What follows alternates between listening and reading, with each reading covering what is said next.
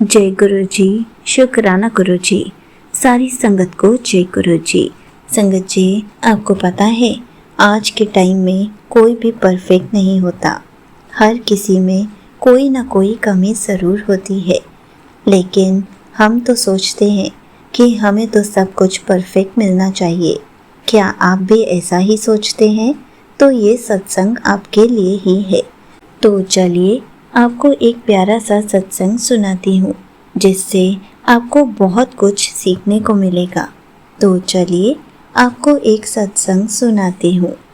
गुरु जी का सत्संग सुनना और सुनाना दोनों ही महाकल्याणकारी है। जब हम सत्संग सुनते हैं तो हम ना केवल किसी दूसरे का सत्संग सुन रहे होते हैं, दूसरे का मिरेकल सुन रहे होते हैं, बल्कि गुरु जी की दिव्य ऊर्जा और उनकी शिक्षाओं से सीधे जुड़ रहे होते हैं। संगत जी, हमारा रहन सहन सब कुछ बहुत तेज़ी से बदलता है। आज के दौर में जब हम अपने चारों तरफ देखते हैं तो पाते हैं कि दुनिया बहुत बदल गई है। हमारी सोच, हमारी अपेक्षाएं, हमारी रहन सहन सब कुछ बहुत तेज़ी से बदलती है। लेकिन इस बदलाव के साथ साथ एक और चीज़ बहुत तेज़ी से बढ़ी है, वह है हमारे रिश्तों का इतनी जल्दी से टूट जाना। चाहे वह पति पत्नी का पवित्र रिश्ता हो, भाई बहन का निस्वार्थ प्यार हो, या दोस्तों की वफादारी, हर रिश्ता जैसे कांच की तरह नाजुक हो गया है। ज़रा सी ठेस लगती है और वह टूटकर बिखर जाता है।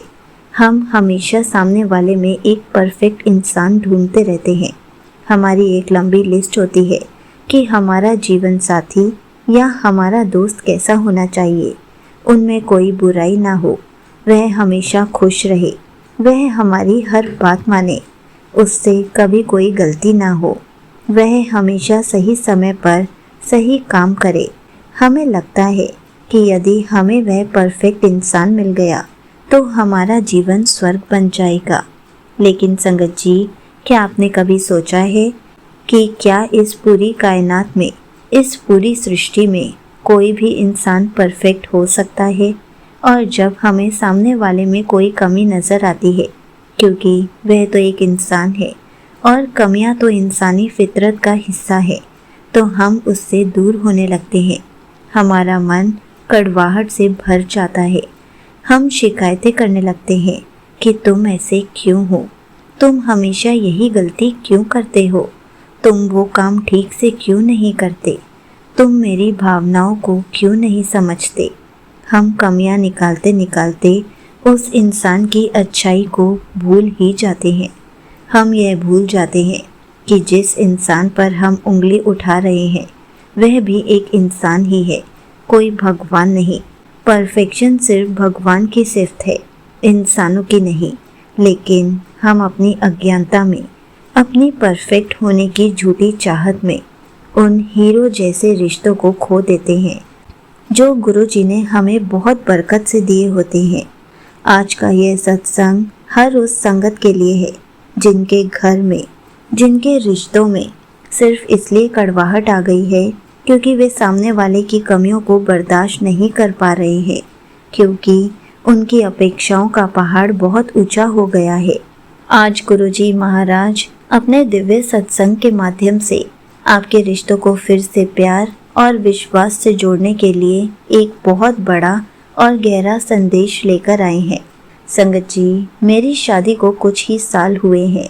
यह समय किसी भी नए रिश्ते के लिए बहुत नाजुक और महत्वपूर्ण होता है। शुरुआत में तो सब कुछ बहुत अच्छा था, जैसा कि अक्सर हर नई शादी में होता है। चारों तरफ खुशियाँ थी, नए सपने थे, एक दूसरे को जानने समझने का उत्साह था। लेकिन जैसे जैसे समय बीतता गया, जीवन की सच्चाई सामने आने लगी। दोनों के स्वभाव, उनकी आदतें, उनकी पसंद नापसंद सब अलग अलग थी और धीरे धीरे इन ही अंतरों की वजह से मेरे और मेरे पति अंकल के बीच भयंकर झगड़े होने लगे। झगड़े भी ऐसे कि घर का कोना कोना हमारी तीखी आवाज़ों से गूंज उठता था। संगत जी, मुझे अपने पति अंकल में 1000 कमियां नज़र आने लग गई। मैं हमेशा यही सोचती थी कि मुझे कैसा जीवन साथी मिला है, इसे मेरे कोई फिक्र ही नहीं। मुझे लगता था कि मेरे पति अंकल मुझे बिल्कुल समय नहीं देते, दिन भर ऑफिस के काम में व्यस्त रहते हैं और जब घर आते हैं तो भी अपने फ़ोन या लैपटॉप में ही लगे रहते हैं। मैं चाहती थी कि मैं उनसे बात करूं, उनका दिन भर का हाल पूछूं, लेकिन मुझे हमेशा निराशा ही हाथ लगती थी। वो मुझे समय नहीं देते थे, वो मेरी बात नहीं सुनते थे। यह मेरी सबसे बड़ी शिकायत थी। जब भी मैं अपनी कोई बात साझा करना चाहती तो मुझे लगता था कि मेरे पति अंकल का ध्यान कहीं और है। वे कोई रिस्पॉन्स नहीं करते थे। उनकी आंखों में अपनापन या फिर सुनने का कोई भाव नज़र नहीं आता था। इतना ही नहीं, मुझे ऐसे लगने लगा कि मेरे पति अंकल घर के कामों में बिल्कुल मदद नहीं करते। मुझे लगता था कि सारी जिम्मेदारी सिर्फ मेरे कंधों पर है। सुबह उठकर नाश्ता बनाना, घर की सफाई करना, ऑफिस जाना, फिर शाम को आकर खाना बनाना। मैं थक जाती थी और चाहती थी कि मेरे पति अंकल भी मेरे साथ मेरी जिम्मेदारियां बांटे, लेकिन मुझे हमेशा यही लगता था कि मेरे पति अंकल इन सब बातों से बेखबर हैं। ये घर के कामों में मदद नहीं करते। यह ही मेरे झगड़ों की एक बहुत बड़ी वजह थी। संगत जी, मेरे पति अंकल भी कोई कम नहीं थे। वो भी इंसान ही थे और उनको भी मेरे में कमियां निकालने में कोई संकोच नहीं होता था। उन्हें लगता था कि मैं बहुत ज़्यादा टोकती हूँ, हर छोटी बात पर रोक टोक करती हूँ। उन्हें लगता था कि मैं हमेशा शिकायतें ही करती रहती हूँ और कभी खुश ही नहीं होती। जब वे ऑफिस से थककर घर आते हैं तब वे चाहते थे कि उनको घर पर सुकून मिले, प्यार मिले, लेकिन उनको हमेशा मेरे झगड़ों का सामना ही करना पड़ता था। हम दोनों एक दूसरे को नीचा दिखाते थे, एक दूसरे की गलतियां निकालने का कोई मौका नहीं छोड़ते थे। छोटी छोटी बातें जो कभी प्यार का हिस्सा होती थी, अब वे भी झगड़े की वजह बन गई थी। जैसे कि पति अंकल का तौलिया बिस्तर पर छोड़ देना या फिर मेरी सब्जी में नमक कम डालना। इन सब बातों पर इतने भयंकर झगड़े होते कि हम दोनों कई कई दिनों तक एक दूसरे से बात भी नहीं करते थे। घर जो कि खुशियों का मंदिर था, जहाँ हंसी और प्यार की गूंज होती थी, अब वह एक युद्ध के मैदान में बदल चुका था। चारों तरफ तनाव, गुस्सा और उदासी का माहौल था। संगत जी, बात इतनी बिगड़ गई कि हम दोनों ने यह तय कर लिया कि अब साथ रहना नामुमकिन है। दोनों के मन में यह विश्वास गहरा हो गया कि हम एक दूसरे के लिए नहीं बने। हम दोनों ने डिवोर्स के लिए फैसला लिया। संगत जी, तलाक, यह शब्द सुनते ही रूह कांप जाती है, लेकिन उनके गुस्से और हताशा ने मुझे इस कदर अंधा कर दिया था कि मुझे यही एकमात्र रास्ता नज़र आ रहा था। हम दोनों ने अपने अपने वकीलों से बात की। तलाक के कागज़ तक तैयार करवा लिए गए। संगत जी, वकीलों के ऑफिस के चक्कर लगाना, उन पेपर्स को देखना, यह सब बहुत ही दर्दनाक था। मैं अंदर से पूरी तरह टूटती जा रही थी। मुझे लगता था कि मेरी ज़िंदगी बर्बाद हो जाएगी। मैं अपनी माँ के घर चली गई। दिन भर रोती रहती थी, पुरानी बातें याद करती थी। मुझे लगता था कि मैंने अपनी ज़िंदगी का सबसे गलत फैसला ले लिया है उस इंसान से शादी करके, क्योंकि वह इंसान मेरे लिए परफेक्ट नहीं था। मुझे ऐसा इंसान क्यों मिला? मेरी ज़िंदगी में अब बचा ही क्या है? यही सवाल मुझे पल पल कचोटते रहते थे। मुझे लगने लगा था कि अब दुनिया में कोई भी इंसान मेरे लिए परफेक्ट नहीं है। अब मैं कभी खुश नहीं रह पाऊंगी।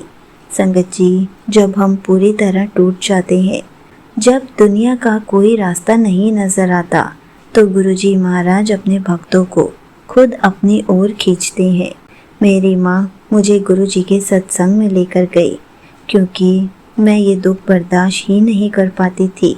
घर पर ही रहना पसंद करती थी, पर मेरी माँ जानती थी कि इस दुनिया में सिर्फ एक ही दरवाज़ा है जहाँ उनकी बेटी को सुकून मिल सकता है, जहाँ मेरे टूटे हुए दिल को मरहम लगाया जा सकता है।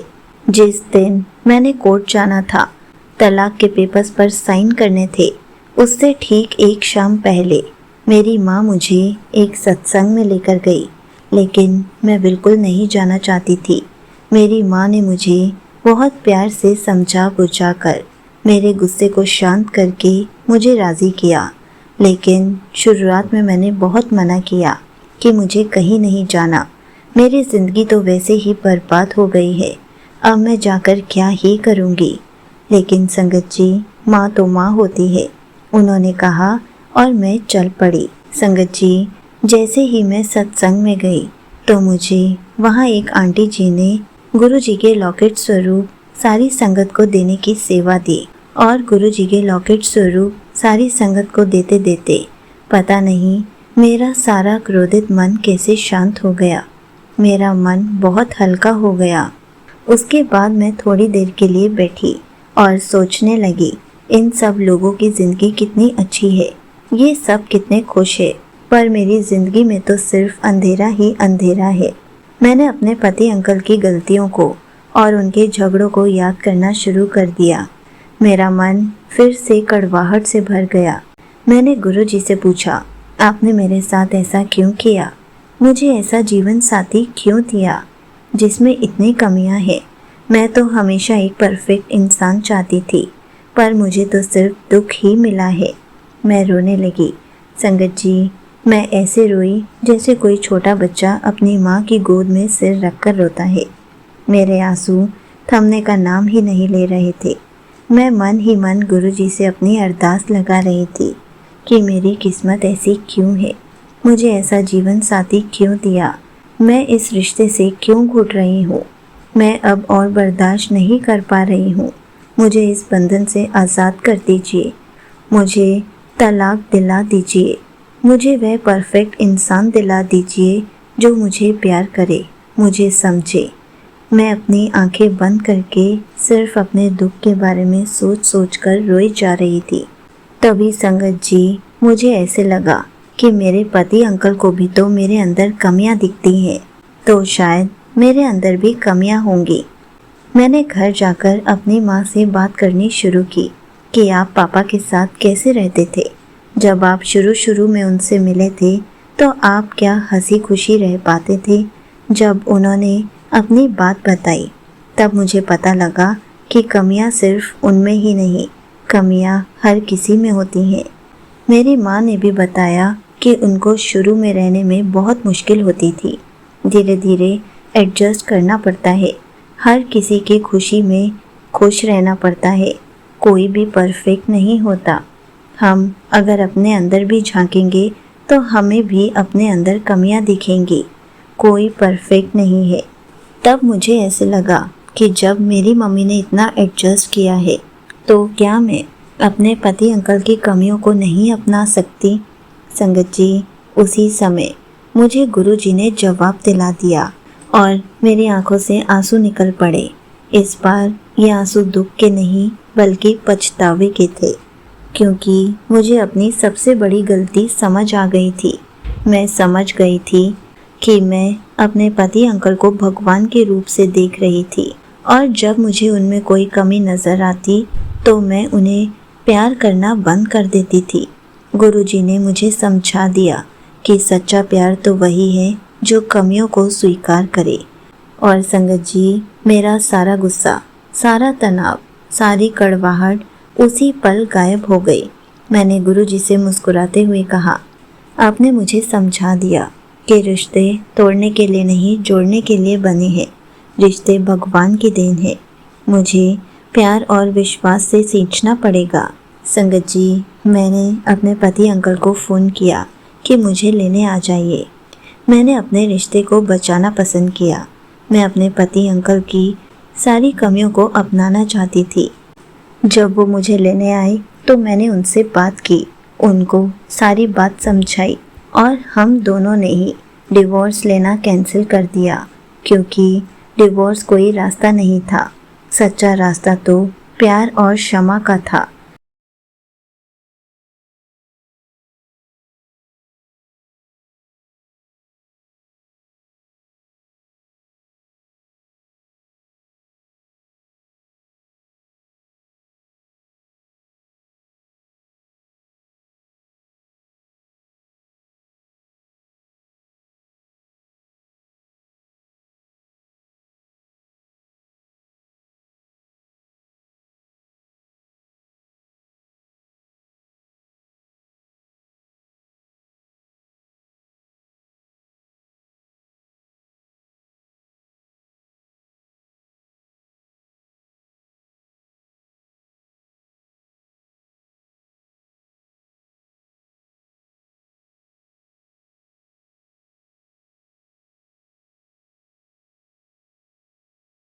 और वो मुझे अपने साथ अपने घर वापस ले गए। संगत जी, हमने अगले ही दिन से एक दूसरे की कमियों को इग्नोर करना शुरू कर दिया, एक दूसरे की कमियों को एक्सेप्ट करना शुरू कर दिया और हमने उस बात का भी बुरा मानना बंद कर दिया ताकि हम एक दूसरे के रिश्ते की अहमियत को समझ सके। और गुरुजी की कृपा से आज हम दोनों बहुत खुश रह रहे हैं। हम दोनों अच्छे से एक दूसरे को समझने लग गए हैं। अब एक दूसरे की अच्छे से मदद करते हैं, साथ साथ ऑफिस जाते हैं और मेरे पति अंकल भी मेरे घर के कामों में हाथ बटाते हैं। गुरुजी ने मुझे यही सिखाया, जो भी प्रॉब्लम हो प्यार से सॉल्व करो, लड़ाई झगड़े की ज़रूरत ही नहीं पड़ेगी। जब हमें एक दूसरे की कोई बात समझ में नहीं आती या पसंद नहीं आती तो हम इतने अच्छे दोस्त बन चुके हैं कि सीधा ये बोल देते हैं कि हमें ये आदत पसंद नहीं है, अगली बार से मत करना। और संगत जी, हम उस पर वर्क करते हैं ताकि हमारी कोई लड़ाई ना हो। अब हम गुरुजी की कृपा से खुशी खुशी रह रहे हैं। यहीं पर आंटी जी का सत्संग समाप्त होता है। संगत जी, देखा आपने, जब हम रिश्तों की अहमियत समझते हैं तब हम हर उस रिश्ते को निभाना चाहते हैं। हमें हर रिश्ते के आगे झुकना आ जाता है। हमें बहुत सारे कॉम्प्रोमाइज़ेस करने पड़ते हैं, बहुत सारी एडजस्टमेंट करनी पड़ती है। हमें एक दूसरे की कमियों को देखने की बजाय एक दूसरे की अच्छाइयों को देखना पड़ता है। अपने गुस्से को शांत करना होता है, शिकायतें करना बंद करना पड़ता है, तभी हम प्यार से रह पाते हैं। संगत जी, हमेशा गुरुजी ने जो हमें रिश्ते दिए हैं, हमें उसकी कदर करना आना चाहिए। तभी तो हमारी लाइफ में हम अच्छे से खुशी खुशी रह पाएंगे। अगर हम रिश्तों की वैल्यू नहीं समझेंगे तो हमारे रिश्ते भी कहाँ टिक पाएंगे। रिश्ते तोड़ना बहुत आसान है, लेकिन रिश्तों को जोड़े रखना बहुत मुश्किल है। उसके लिए हमें बहुत कुछ करना पड़ता है और वो सब कुछ गुरुजी ही हमें सिखाते हैं। इसलिए संगत जी, अपने रिश्तों को थोड़ा सा टाइम दीजिए। अपने पति अंकल से लड़ने की बजाय प्यार से बात कीजिए और उनकी छोटी सी अच्छाई की तारीफ़ कीजिए ताकि वो भी हैरान रह जाएं।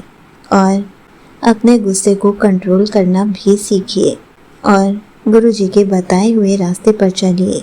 गुरुजी का हर पल शुक्राना कीजिए। गुरुजी के प्यारे प्यारे सत्संग सुनिए, प्यारे प्यारे सत्संग सुनाइए ताकि गुरुजी आपको और आपके परिवार को बहुत सारी खुशियाँ दें। आपके घर पर हमेशा खुशियों का माहौल बना रहे। जय गुरुजी, शुक्राना गुरुजी।